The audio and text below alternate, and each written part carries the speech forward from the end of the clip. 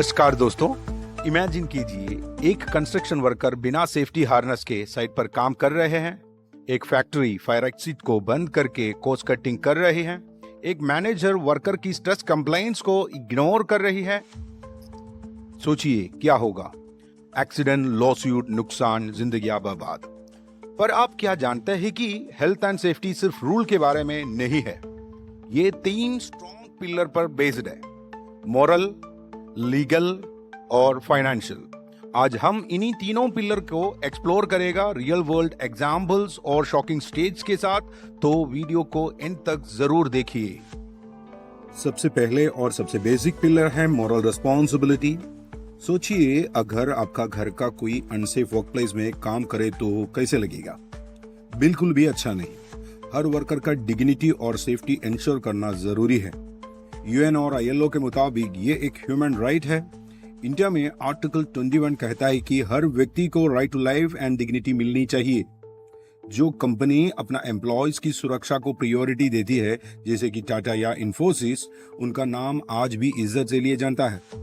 और जो company safety को इग्नोर करती है, उनकी रेप्यूटेशन हमेशा के लिए खराब हो सकती है। अब आप लोग ये कहानी से जान लीजिए मोरल रीजन या मोरल रिस्पॉन्सिबिलिटी क्या होती है।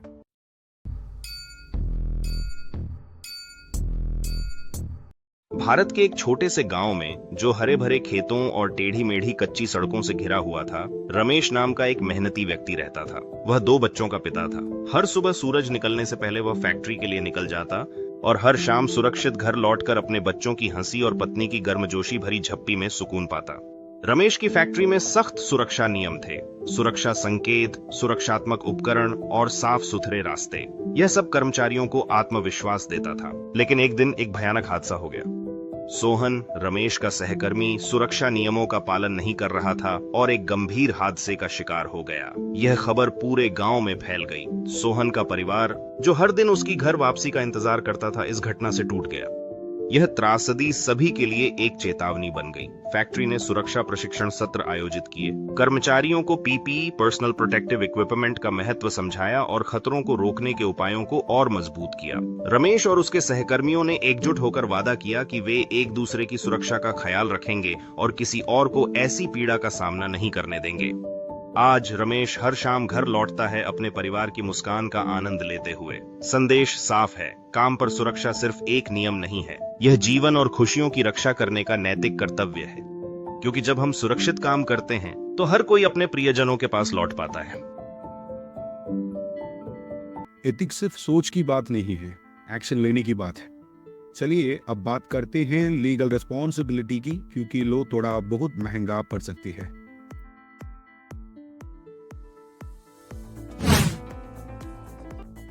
दूसरा पिलर है लीगल रिस्पॉन्सिबिलिटी। गवर्नमेंट इस मामले में बिल्कुल भी कॉम्प्रोमाइज नहीं करती है। इंडिया में फैक्ट्री एक्ट 1948 हर फैक्ट्री और ऑफिस के लिए सेफ्टी रूल्स मैंडेटरी बनता है। अगर किसी ने इग्नोर किया, हेवी फाइन, शटडाउन या जेल तक हो सकती है। आपको भोपाल गैस ट्रेजेडी याद है? एक एक्सीडेंट ने पूरा इंडिया का सेफ्टी लॉ को बदलने पर मजबूर कर दिया। पर यह भी समझना जरूरी है, लॉ सिर्फ पनिशमेंट के लिए नहीं, बल्कि बिजनेस को सेफ बनने के लिए भी होती है। अगर किसी कंपनी के पास ISO 45001 सर्टिफिकेशन हो, तो इसका मतलब है कि वो इंटरनेशनल सेफ्टी स्टैंडर्ड्स को फॉलो कर रही है। अब ये आने वाला कहानी से आप जान लीजिए लीगल रीजंस।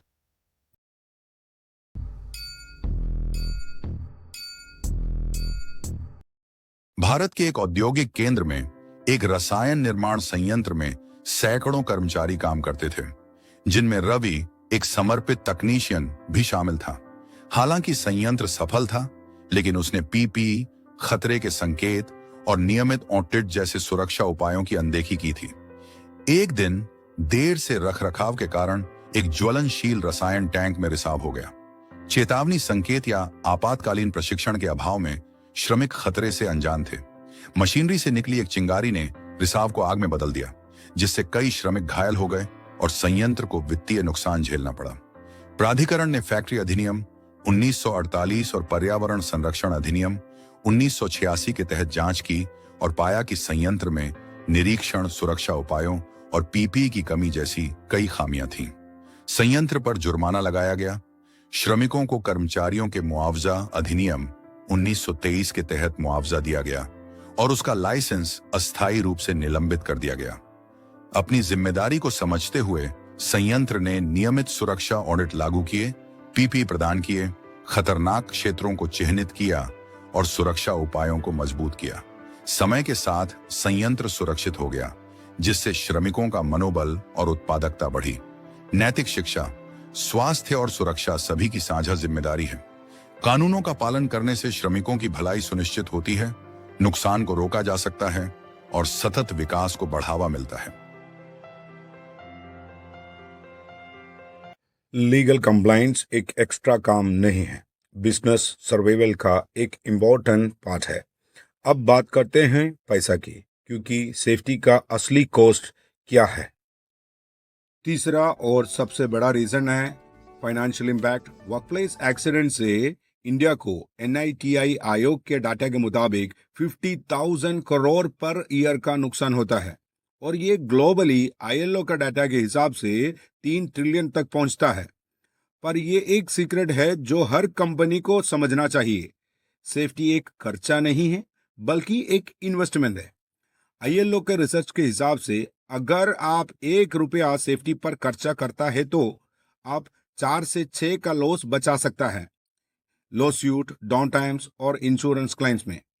एग्जाम्पल, BP का deep water horizon oil spill जो कंपनी को 65 बिलियन का लॉस दे गई। जो कंपनी सेफ्टी को प्रायोरिटी देती है उन्हें इन्वेस्टर्स, कस्टमर्स और टैलेंटेड एम्प्लॉयज भी मिलती है।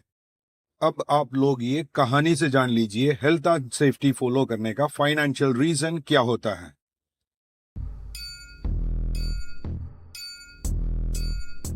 The hidden cost of neglecting safety।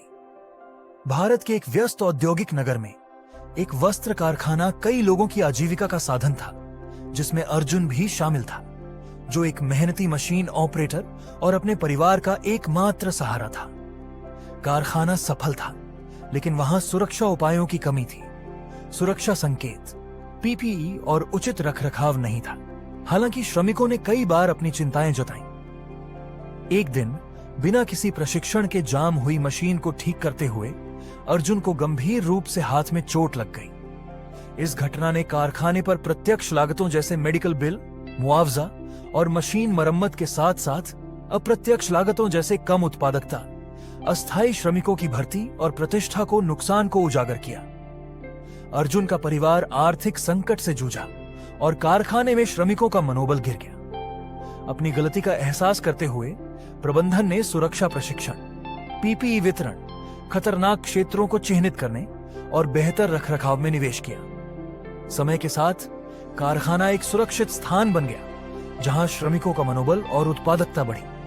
Arjun, जो अब मशीन ऑपरेट नहीं कर सकता था, को एक सुरक्षा पर्यवेक्षक की भूमिका दी गई, ताकि वह सुनिश्चित कर सके कि कोई और उसकी तरह पीड़ित न हो। नैतिक शिक्षा, कार्यस्थल की सुरक्षा अनिवार्य है।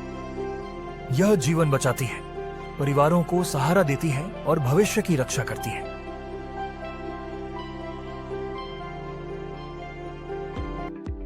तो आज हमने समझा मॉरल, वर्कर्स की सेफ्टी रखना एथिकल रिस्पॉन्सिबिलिटी है, लीगल, गवर्नमेंट के सेफ्टी लॉस को फॉलो करना जरूरी है, और फाइनेंशियल, सेफ्टी पर खर्चा करने से लॉन्ग टर्म में बिजनेस को प्रॉफिट होता है। हेल्थ एंड सेफ्टी एक रूल बुक का पार्ट नहीं, बल्कि एक वर्कप्लेस कल्चर बनाना चाहिए।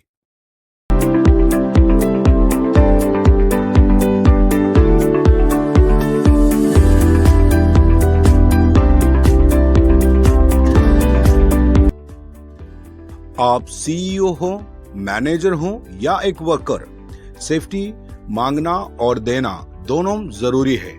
ये सिर्फ एक रूल नहीं, लाइव्स, लाइवलीहुड्स और लेगेसीज का सवाल है। अगर ये वीडियो यूजफुल लगा तो लाइक, सब्सक्राइब और कमेंट जरूर करना। अगर आपके पास कोई रियल लाइफ स्टोरी है सेफ्टी से रिलेटेड तो हमें बताइए।